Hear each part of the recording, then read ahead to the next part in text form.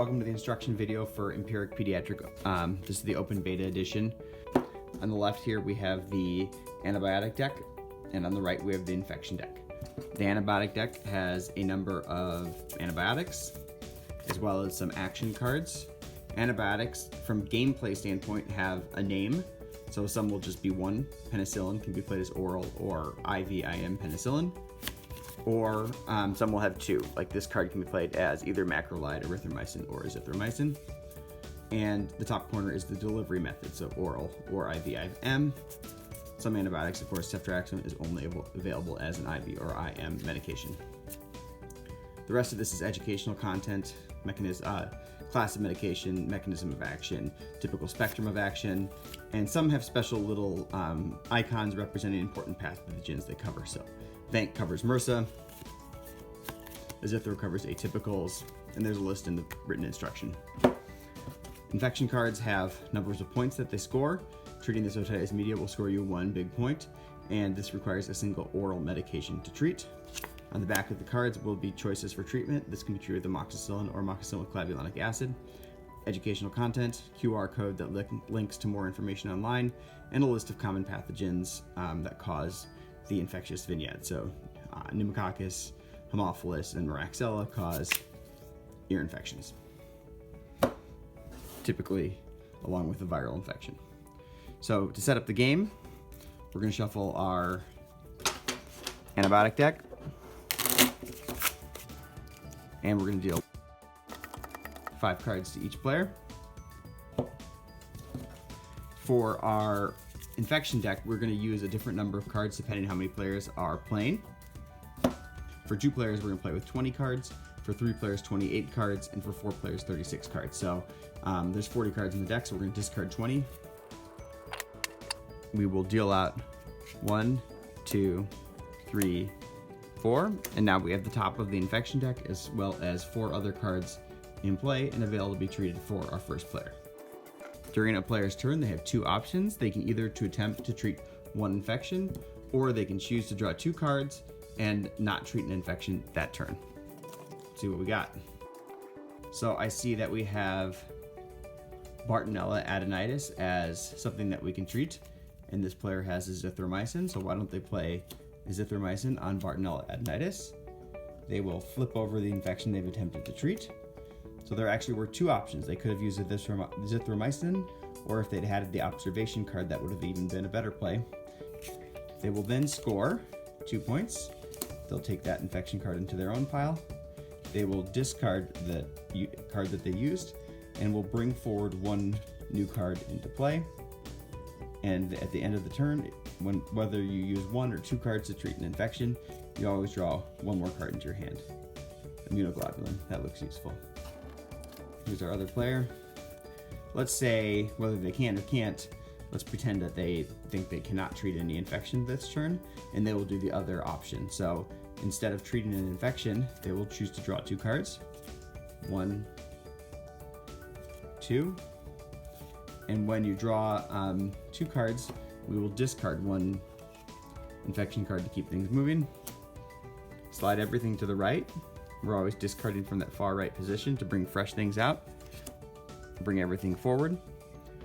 And at the end of your turn, we need to count our cards, because if we have more than 8, we discard. 1, 2, 3, 4, 5, 6, 7. Okay, they don't need to discard. And we'll go back to our first player.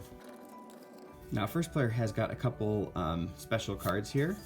One is Raid the Med Room. At the beginning of their turn, they can draw some extra antibiotic cards if they choose. The other one is Filter the Urine, which allows them to take antibiotic cards from the discard pile into their hand. They might as well use Raid the Med Room at this point. They'll play that and draw 1, 2, 3 cards. And they can, if they'd like, they can play more than 1 of these action cards at the beginning of their turn. But let's just say they're going to go on and treat an infection. What do they got here? They can do immunoglobulin. This is a special card that can be used as IVIG and aspirin. It can be used as human botulism immunoglobulin or varicella immunoglobulin. But they're going to use it as just regular IVIG and aspirin for Kawasaki disease. Flip that over. That is the correct answer. Of course, here's some more learning points and a QR code If you want to go online for more information. Back to player 2. Player 2 has got a couple of good options here. Let's say let's say they want to treat septic arthritis. Septic arthritis is requiring 1 injected medication. They're going to use clindamycin, which can be played as an injected medication. Flip it over. Clindamycin or vancomycin were both options. I want to take a look at some of the other cards here, just to give you a little more sense of how some of the options for treatment are. As you remember, septic arthritis said clinda or vanc. If there's no symbol between them, it's an implied or. Some require 2 medications, so PID requires 2 injected or an injected and oral, so you can use cefotetin and doxy, cefoxitin and doxy, or clinda and gent as options to treat that one. Dental abscess, this is your typical or, but there's a lot of options: clinda, amox, amoxiclav, and penicillin. All of those just being given as oral medications. So let's just keep going forward. So as we keep playing, players will just take turns playing cards and scoring points. Now we get to another interesting action card. This is the Call Pharmacy card. You can name any antibiotic or immunoglobulin and use it as any of those. Let's take a crack at that pelvic inflammatory disease, right? So let's say we have gent and play that card as clindamycin. Flip it over. Clinda and gent is an option. Score 7 big points there. Discard them and slide forward. Now they played 2 antibiotic cards that turn, but they only draw 1. No matter how many antibiotic cards they play, they draw 1 to restock their hand. A little irony there, drawing clinda after using your wild as a clinda. See if we treat that top of the deck, nothing moves forward. Now let's say someone's gonna get something wrong here. So let's say they play rifampin on C. diff. What happens then? So if you incorrectly treat an infection, we used rifampin. Rifampin is not an option. That card is discarded. You draw 1 card as always. This card remains in play, so the cards do not slide forward. That just remains there, and it's the second player's turn. Don't see any good options for them, so they're going to do the draw 2 cards. Remember, the far right position is discarded. Cards slide forward. Let's count these cards. 1. So they have 9 cards they have to discard. What are they going to get rid of? Well, they've got 2 copies of amoxiclav, so that might be a smart one to discard. Back to player 1. So at this point in the game, maybe that filter the urine card is a little more appealing. This can be used at the beginning of the turn, and they can choose to pick 2 cards from the discard pile to put into their hand. Grab some azithromycin for that chlamydia trachomatis pneumonia, or the pertussis, and looks like we got otitis media that's still febrile. Grab the amoxiclav. They still get to play a card this turn, so let's use 1-year-old with fever and otalgia, still febrile after amox, oral or IV choices, but they're going to use amoxiclav. It could be amoxiclav or ceftriaxone plus minus clinda. They'll score those points. Discard that. It was the top of the deck, so it's replaced by the card below. We have vaccinated inpatient pneumonia. Ampicillin is a choice for that one. Here's another special card. Post-call rounds. They can play at the beginning of their turn.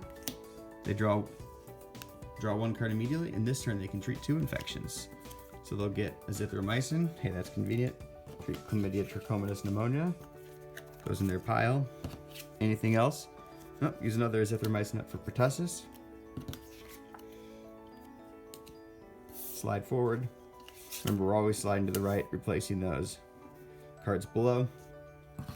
They draw 1 at the end of their turn as always, and it's the next player's turn. Gonococcal arthritis takes an oral and an IV medication, so we're going to use ceftriaxone and azithromycin to treat that. Scores them 5 points. That's the correct answer. Those are discarded. Slide forward. Now remember, no matter how many cards we play, we always just draw 1 to replace it.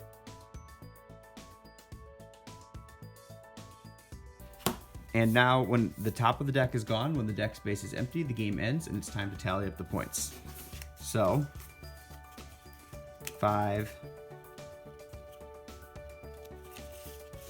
10, 22,